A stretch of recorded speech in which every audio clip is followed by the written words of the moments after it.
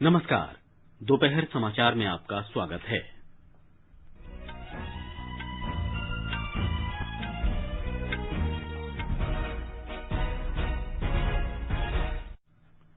बिहार विधानसभा चुनाव के तीसरे और अंतिम चरण के लिए मतदान जारी।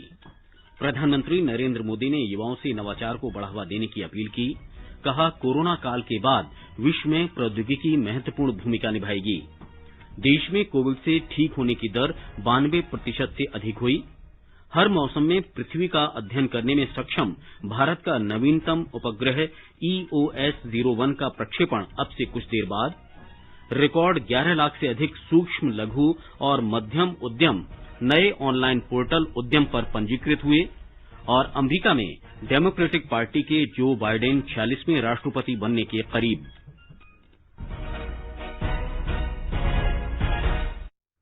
दोपहर समाचार में चारू सक्सेना के साथ मैं मुकेश कुमार।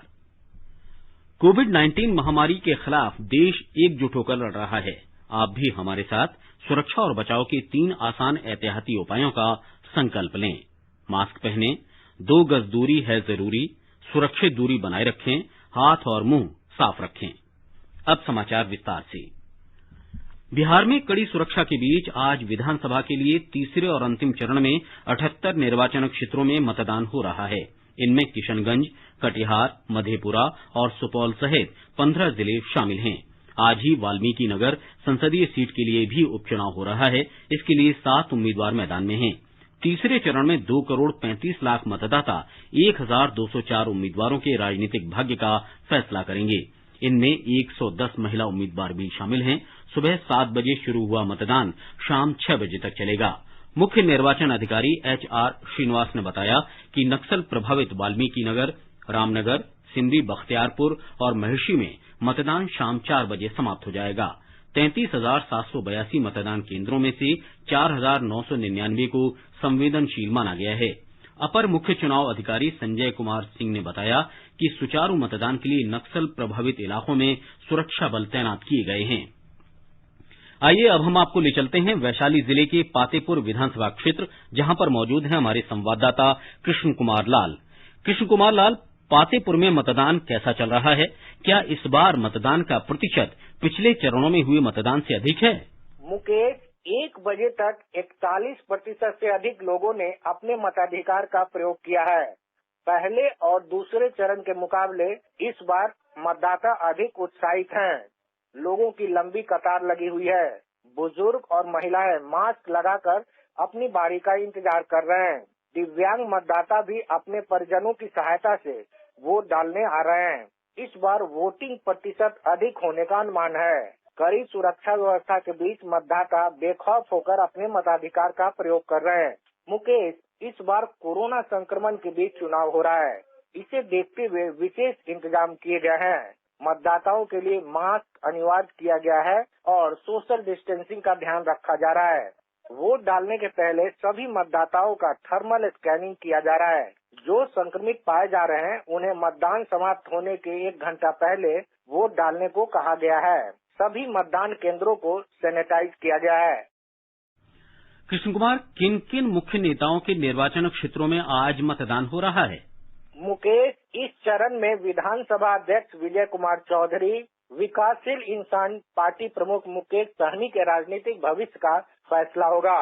जन अधिकार पार्टी के अध्यक्ष पप्पू यादव इस बार मधेपुरा से किस्मत आजमा रहे हैं। विजेंद्र यादव, बीमा भारती, विनोद नारायण झा और रमेश ऋषिदेव समेत 12 मंत्री चुनाव मैदान में हैं। RJD के अब्दुल बारी सिद्दीकी, कांग्रेस के शकील अहमद खां और CPI के राज्य सचिव राम नरेश पांडे का भी किस्मत दांव पर है। मुकेश। कृष्ण कुमार लाल, आपका इस महत्वपूर्ण जानकारी देने के लिए बहुत बहुत धन्यवाद। तीसरे चरण में भारतीय जनता पार्टी 35, जनता दल यूनाइटेड 37, विकासशील इंसान पार्टी 5, हिंदुस्तानी आवाम मोर्चा 1, राष्ट्रीय जनता दल 46, कांग्रेस 25, वामदल 7, लोक जनशक्ति पार्टी 42, राष्ट्रीय लोक समता पार्टी 23, बहुजन समाज पार्टी 19 और राष्ट्रवादी कांग्रेस पार्टी 31 सीटों पर मैदान में है। 243 सदस्यों वाली बिहार विधानसभा के लिए चुनाव 3 चरणों में कराया जा रहा है। पहले चरण का मतदान 28 अक्टूबर को और दूसरे का 3 नवंबर को हुआ था। मतगणना 19 नवंबर को होगी। मणिपुर में 4 विधानसभा निर्वाचन क्षेत्रों में उपचुनाव के लिए मतदान हो रहा है। बांगोई, सेतु, लिलोंग और वांगडिंग तेंथा विधानसभा निर्वाचन क्षेत्रों के लिए मतदान शाम 5 बजे तक चलेगा। दोपहर 1 बजे तक 58% वोट डाले जा चुके थे। नागालैंड में पुंगोर कफीरे विधानसभा क्षेत्र के 2 मतदान केंद्रों पर आज दोबारा मतदान हो रहा है। यहां सुरक्षा के कड़े प्रबंधों और कोविड के मार्गदर्शनों के अनुसार मतदान कराया जा रहा है। 5 नवंबर को निर्वाचन आयोग ने इन 2 मतदान केंद्रों में 3 नवंबर को हुए मतदान को निरस्त करते हुए वहां दोबारा मतदान कराए जाने की घोषणा की थी। प्रधानमंत्री नरेंद्र मोदी ने देश के युवाओं से जीवन को सरल बनाने वाले नवाचार को बढ़ावा देने की अपील की है। उन्होंने ऐसे किसी भी कारोबार के लिए युवाओं को सहूलियत देने के प्रति आश्वस्त किया। भारतीय प्रौद्योगिकी संस्थान दिल्ली के 51वें दीक्षांत समारोह में आज उन्होंने कहा कि नवाचार से ही आत्मनिर्भर भारत अभियान सफल हो सकता है। श्री मोदी ने कहा कि आत्मनिर्भरता भी वैश्वीकरण जितनी ही जरूरी है। कोविड-19 ने दुनिया को एक बात और सिखा दी है। ग्लोबलाइजेशन महत्वपूर्ण है, लेकिन इसके साथ साथ सेल्फ रिलायंस भी उतना ही जरूरी है। आत्मनिर्भर भारत अभियान आज देश के नौजवानों को, टेक्नोक्रेट्स को, टेक एंटरप्राइज लीडर्स को अनेक नई अपॉर्चुनिटीज देने का भी एक अहम अभियान है। उनके जो आइडियाज हैं, इनोवेशंस हैं, वो उनको फ्रीली इंप्लीमेंट कर सके, स्केल कर सके, मार्केट कर सके, इसके लिए आज सर्वाधिक अनुकूल वातावरण बनाया गया है। आज भारत अपने युवाओं को ईज ऑफ डूइंग बिजनेस देने के लिए पूरी तरह प्रतिबद्ध है। प्रधानमंत्री ने कहा कि कोरोना संकट ने विश्व और तकनीक को काफी बदल दिया है और कोरोना के बाद भी इनकी भूमिका महत्वपूर्ण बनी रहेगी। उन्होंने कहा कि कृषि क्षेत्र में नव प्रवर्तन और नए स्टार्टअप में इतनी अधिक संभावना पहली बार पैदा हुई है। पहली बार एग्रीकल्चर सेक्टर में इनोवेशन और नए स्टार्टअप्स के लिए अनगिनत संभावनाएं बनी हैं। पहली बार स्पेस सेक्टर में प्राइवेट इन्वेस्टमेंट के रास्ते खुले हैं। 2 दिन पहले ही बीपीओ सेक्टर के ईज ऑफ डूइंग बिजनेस के लिए भी सरकार ने other services provider OSP guidelines को एकदम सिंप्लीफाई कर दिया है। इसके अलावा बैंक गारंटी सहित दूसरी अनेक जरूरतों से भी बीपीओ इंडस्ट्री को मुक्त किया गया है। श्री मोदी ने कहा कि अब युवा वर्ग को गुणवत्ता, विस्तार की संभावना, विश्वसनीयता और अनुकूलता का नया मंत्र अपनाना होगा। प्रधानमंत्री ने कहा कि सरकार ने नए कानून बनाए हैं और आज भारत दुनिया में सबसे कम कॉरपोरेट कर वाले देशों में शामिल है। श्री मोदी ने कहा कि कई क्षेत्रों में स्टार्टअप तेजी से बढ़ रहे हैं। स्टार्टअप इंडिया इस अभियान के बाद से भारत में 50,000 से भी ज्यादा स्टार्टअप शुरू हुए हैं। सरकार के प्रयासों का असर है कि पिछले 5 वर्षों में देश में पेटेंट की संख्या 4 गुना हो गई है। ट्रेडमार्क रजिस्ट्रेशन में भी 5 गुना वृद्धि दर्ज की गई है। इसमें भी फिनटेक के साथ साथ एग्रो, डिफेंस और मेडिकल सेक्टर से जुड़े स्टार्टअप अब तेजी से बढ़ रहे हैं। श्री मोदी ने कहा कि भारतीयों ने पिछले कुछ वर्षों में 20 से ज्यादा यूनिकॉर्न बनाए हैं।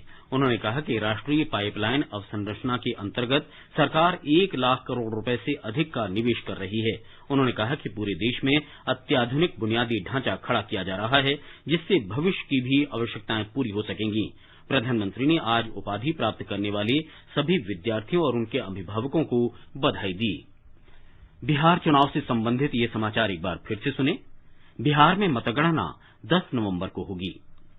प्रधानमंत्री नरेंद्र मोदी ने कहा है कि 5 वर्ष पूर्व भारत ने बहादुरी के साथ देश की रक्षा करने वाले महान सैनिकों के कल्याण के लिए एक ऐतिहासिक कदम उठाया था। श्री मोदी ने एक ट्वीट में कहा कि 1 रैंक 1 पेंशन का निर्णय एक स्मरणीय अवसर था, जिसके लिए देश को कई दशकों तक प्रतीक्षा करनी पड़ी थी। इस अवसर पर रक्षा मंत्री राजनाथ सिंह ने कहा कि 1 रैंक 1 पेंशन को लागू करने के बाद रक्षा बलों के 20,60,220 पेंशन भोगियों और पारिवारिक पेंशन भोगियों को 10,795 करोड़ रुपए की बकाया रकम अदा की गई। इसमें नेपाली पेंशन भोगियों को अदा की जाने वाली पेंशन की 348 करोड़ रुपए से अधिक की धनराशि शामिल है। श्री सिंह ने कहा कि इस पेंशन व्यवस्था ने हाल ही में और पूर्व में अवकाश लेने वाले पेंशन भोगियों के बीच अंतर को समाप्त किया है। रक्षा मंत्री ने कहा कि सुरक्षा बलों और उनके परिवारों के कल्याण के लिए हम पूरी तरह प्रतिबद्ध हैं। भारतीय जनता पार्टी अध्यक्ष जगत प्रकाश नड्डा ने अपने ट्वीट में कहा कि प्रधानमंत्री मोदी ने सदैव वीर जवानों और रक्षाकर्मियों के मनोबल को बढ़ाया है। गृह मंत्री अमित शाह ने कहा है कि नरेंद्र मोदी सरकार देश के बहादुर सैनिकों के कल्याण के लिए पूरी तरह प्रतिबद्ध है। एक ट्वीट संदेश में गृह मंत्री ने कहा कि सैन्य बलों के लिए 5 वर्ष पहले वन रैंक वन पेंशन का फैसला इस बात का प्रमाण है। ये समाचार आकाशवाणी से प्रसारित किए जा रहे हैं। ताजा समाचार जानने के लिए आप हमारे Twitter handle @AIR News Hindi को फॉलो कर सकते हैं। चलो मिलकर एक शुरुआत करें, चलो एक फैसला आज करें, मास्क नहीं तो टोकेंगे, कोरोना को रोकेंगे, चलो एक इरादा करते हैं, चलो कुछ इरादा करते हैं, मास्क नहीं तो टोकेंगे, कोरोना को रोकेंगे। ये आकाशवाणी है। आगे बढ़ने से पहले मुख्य चुनावों पर एक नजर। माफ कीजिए, मुख्य समाचारों पर एक नजर। बिहार विधानसभा चुनाव के तीसरे और अंतिम चरण के लिए मतदान जारी। प्रधानमंत्री मोदी ने युवाओं से नवाचार को बढ़ावा देने की अपील की। कहा, कोरोना काल के बाद विश्व में प्रौद्योगिकी महत्वपूर्ण भूमिका निभाएगी। देश में कोविड से ठीक होने की दर 92% से अधिक हुई। हर मौसम में पृथ्वी का अध्ययन करने में सक्षम भारत का नवीनतम उपग्रह EOS-01 प्रक्षेपण अब से कुछ देर बाद। रिकॉर्ड 11 लाख से अधिक सूक्ष्म, लघु और मध्यम उद्यम नए ऑनलाइन पोर्टल उद्यम पर पंजीकृत हुए। और अमेरिका में डेमोक्रेटिक पार्टी के जो बाइडेन 46वें राष्ट्रपति बनने के करीब। देश में कोविड-19 से स्वस्थ होने की दर 92% से अधिक हो गई है। पिछले 24 घंटों के दौरान 53,000 से अधिक रोगी स्वस्थ हुए हैं। कोविड से स्वस्थ होने वाले मरीजों की संख्या 78 लाख से अधिक हो गई है। स्वस्थ होने वाले लोगों की संख्या में लगातार बढ़ोतरी से मौजूदा संक्रमित लोगों की संख्या 5,16,000 ही रह गई है। पिछले 24 घंटों के दौरान 50,357 नए मामलों का पता चला। इसे मिलाकर देश में अब तक संक्रमित हुई लोगों की संख्या 84 लाख से अधिक हो गई है। स्वास्थ्य मंत्रालय ने कहा है कि कोविड-19 के मामलों से निपटने की रणनीति लगातार जांच, संक्रमित लोगों की पहचान और उनके उपचार के कारण स्वस्थ होने वाले लोग बढ़े हैं और मृतकों की संख्या कम हुई है। फिलहाल पूरे देश में मृतकों की दर 1.48% है। पिछले 24 घंटों के दौरान 577 लोगों की मृत्यु हुई। इससे मिलाकर देश में कोरोना से अब तक 1,25,562 लोगों की मृत्यु हो चुकी है। स्वास्थ्य मंत्रालय ने बताया है कि पिछले 24 घंटों के दौरान कोरोना से मरने वालों की सर्वाधिक संख्या 161 महाराष्ट्र में रही। इसके बाद दिल्ली और पश्चिम बंगाल का स्थान है, जहां 64 और 55 लोगों की मृत्यु हुई। भारतीय चिकित्सा अनुसंधान परिषद के अनुसार पिछले 24 घंटों के दौरान 11,13,000 से अधिक नमूनों की जांच की गई। इसे मिलाकर अब तक 11 करोड़ 65 लाख नमूनों की जांच की जा चुकी है। वित्त मंत्रालय के आर्थिक मामलों के विभाग की मासिक रिपोर्ट में बताया गया है कि महाराष्ट्र में कोविड-19 के मरीजों के स्वस्थ होने की दर 91% से अधिक हो गई है। रिपोर्ट में कहा गया है कि केंद्र और राज्य सरकार द्वारा राज्य में कोविड-19 से निपटने में विभिन्न उपायों के कारण ये उपलब्धि मिली है। एक रिपोर्ट। महाराष्ट्र राज्य सरकार द्वारा जारी एक प्रेस बयान के अनुसार महाराष्ट्र उन राज्यों की सूची में शामिल है जहां इस साल सितंबर की तुलना में अक्टूबर में कोविड-19 मरीजों की संख्या में गिरावट आई है। केंद्रीय वित्त मंत्रालय के आर्थिक मामलों के विभाग की रिपोर्ट में कहा गया है कि महाराष्ट्र में प्रति 10 लाख आबादी के पीछे 13,945 मरीजों की पहचान की गई। उनमें से 6.3% मरीजों का इलाज चल रहा है और रिकवरी दर 91.1% है। रिपोर्ट में ये भी कहा कहा गया है कि कोविड-19 के कारण हो रही मृत्यु की दर 2.6% रही और हर सप्ताह मरीजों के दुगना होने की दर 0.3% रही। रिपोर्ट के अनुसार महाराष्ट्र में अब तक 92,50,254 परीक्षण किए गए और कुल 15,51,282 मरीज स्वस्थ हो गए हैं। माधुरी पांगे, आकाशवाणी समाचार, मुंबई। त्रिपुरा में पिछले 24 घंटे के दौरान कोरोना के 110 नए मामलों का पता चला, जबकि 126 लोग इससे ठीक हुए। कल 2 लोगों की मौत के साथ ही राज्य में कोरोना से मरने वालों की संख्या 353 हो गई है। राज्य में कोरोना से ठीक होने वालों की दर 95% हो गई है। कुल संक्रमित 31,347 में से 29,769 लोग ठीक हो चुके हैं। राजस्थान में कोरोना से ठीक होने की दर 91% से अधिक हो गई है। कल 1,810 लोग ठीक हुए, जबकि 1,797 नए मामलों का पता चला। 11 और लोगों की मौत के साथ ही राज्य में कोरोना से मरने वालों की संख्या 1,966 हो गई। हमारे संवाददाता ने खबर दी है कि राज्य में सक्रिय मामलों की संख्या बढ़कर 16,277 हो गई है। जयपुर में कल सबसे ज्यादा 360 नए केस सामने आए हैं। जोधपुर में 191 नए रोगी मिले हैं। वहीं बीकानेर में 165 संक्रमितों का पता चला है। सवाई माधोपुर में कल एक भी नया केस सामने नहीं आया। बारां, धौलपुर, करौली, प्रतापगढ़ और सवाई माधोपुर जिलों में सक्रिय मरीजों की संख्या 100 से कम है। वहीं जयपुर और जोधपुर में सक्रिय मरीजों की संख्या 4,000 से ज्यादा बनी हुई है। इस बीच स्वास्थ्य मंत्री डॉक्टर रघु शर्मा ने कहा है कि फिलहाल कोरोना के मामलों में कमी आ रही है, लेकिन आने वाले समय में कोरोना की दूसरी लहर आने की आशंका है, इसलिए लोगों को लापरवाह नहीं होना चाहिए। जितेंद्र द्विवेदी, आकाशवाणी समाचार, जयपुर। वरिष्ठ चिकित्सा विशेषज्ञ डॉक्टर मनोज कुमार ने आकाशवाणी से बातचीत में कहा कि महामारी के प्रसार को रोकने और संक्रमित मरीज की पहचान के लिए कोविड जांच बहुत आवश्यक है। उन्होंने लोगों से अपने परिवार और समाज की भलाई के लिए डर छोड़कर कोरोना जांच कराने का आग्रह किया।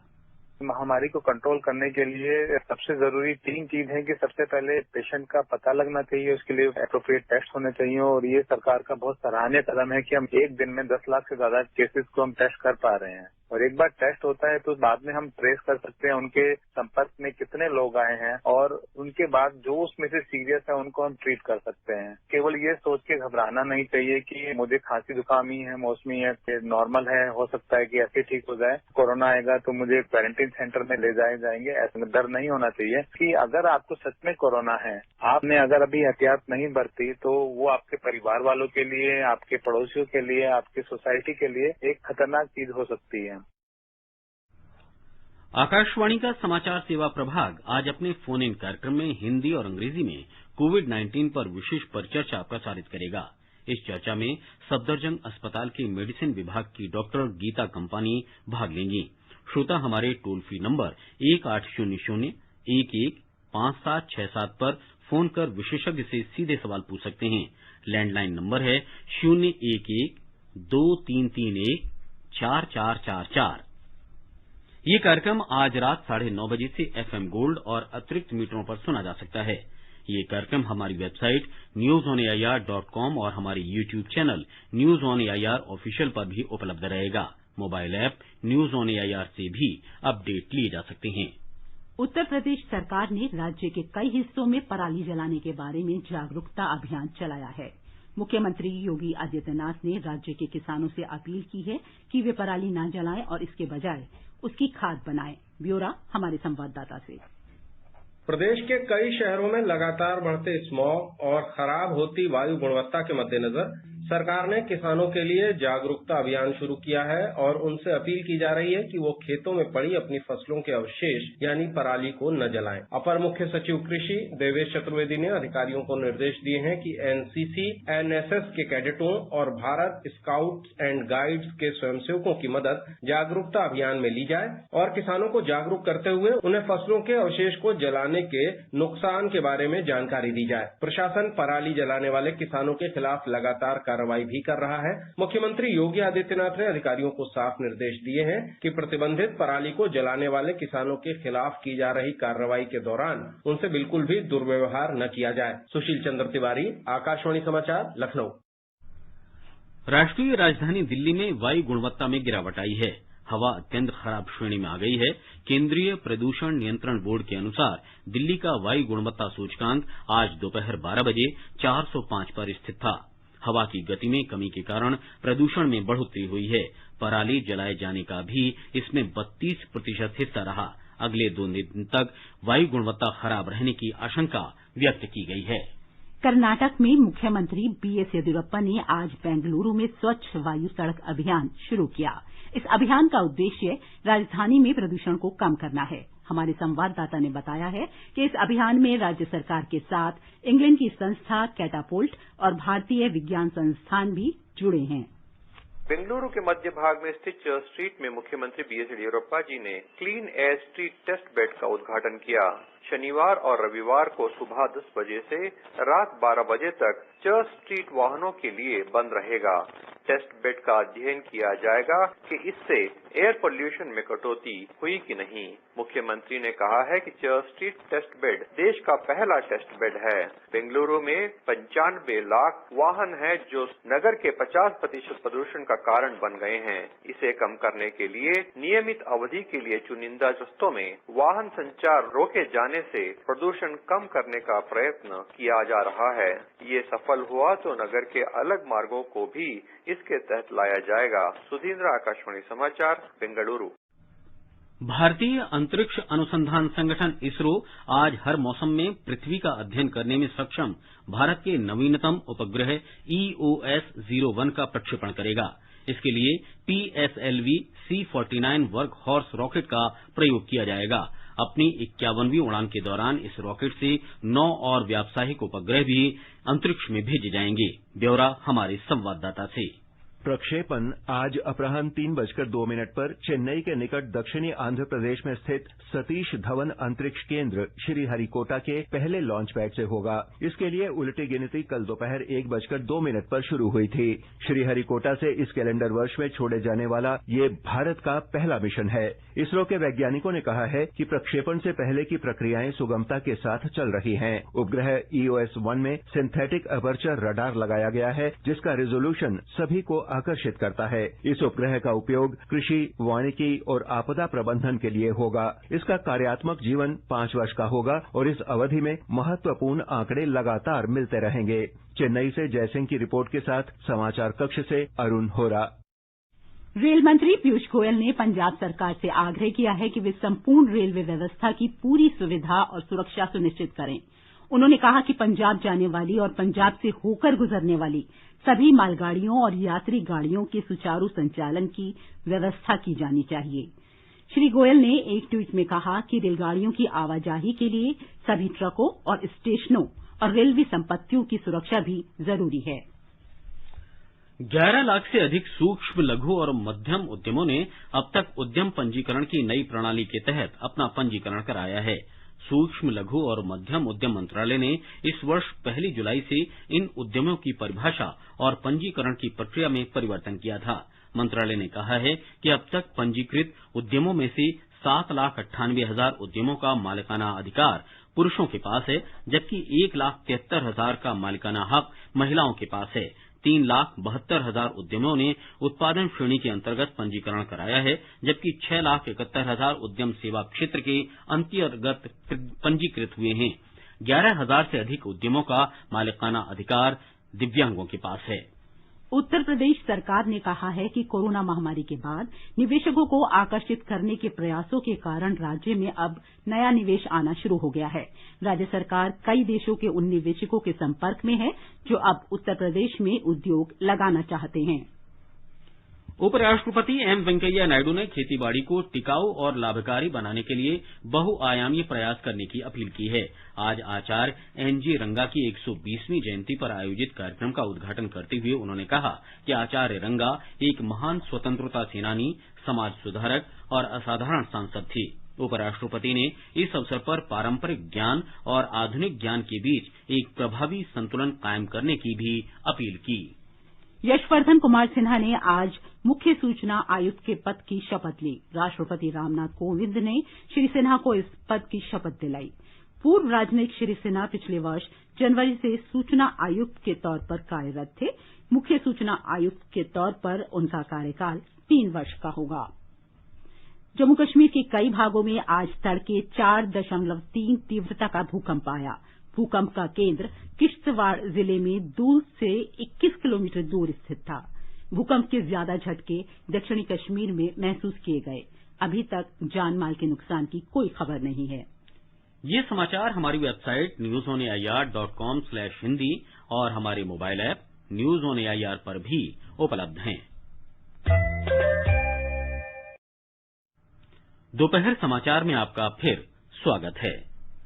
अमेरिका में डेमोक्रेटिक पार्टी उम्मीदवार जो बाइडेन 46वें राष्ट्रपति का चुनाव जीतने के करीब हैं। श्री बाइडेन ने कहा है कि बड़ी संख्या में उनके पक्ष में हुए मतदान से स्पष्ट है कि वे चुनाव जीतने जा रहे हैं। श्री बाइडेन ने राष्ट्र के नाम संबोधन में कहा कि जनता ने डेमोक्रेटिक पार्टी को इस समर्थन कोरोना, अर्थव्यवस्था, जलवायु परिवर्तन और नस्लवाद पर कार्रवाई के लिए दिया है। उन्होंने लोगों से शांति और धैर्य बनाए रखने की अपील की है क्योंकि अभी मतगणना पूरी तरह संपन्न नहीं हुई। पेंसिल्वेनिया, जॉर्जिया, नेवादा, अरिजोना और नॉर्थ कैरोलिना सहित कुछ अन्य राज्यों में मतगणना चल रही है। एक रिपोर्ट।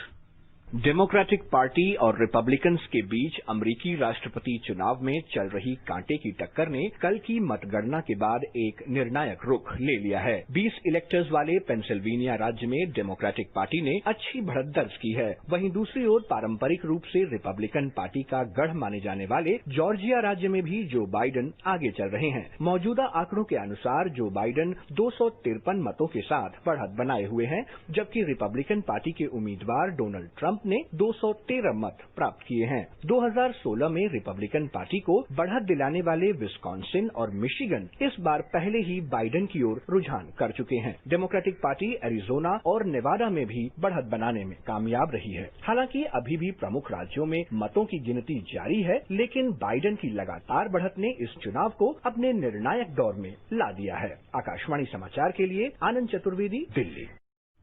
रिपब्लिकन पार्टी उम्मीदवार डोनाल्ड ट्रंप ने कई राज्यों में डाक से प्राप्त मतपत्रों की जटिल गिनती प्रक्रिया को चुनौती दी है। उनकी प्रचार टीम ने इस बारे में पेंसिल्वेनिया, नेवादा और एरिजोना सहित अन्य राज्यों में मुकदमे दर्ज किए हैं।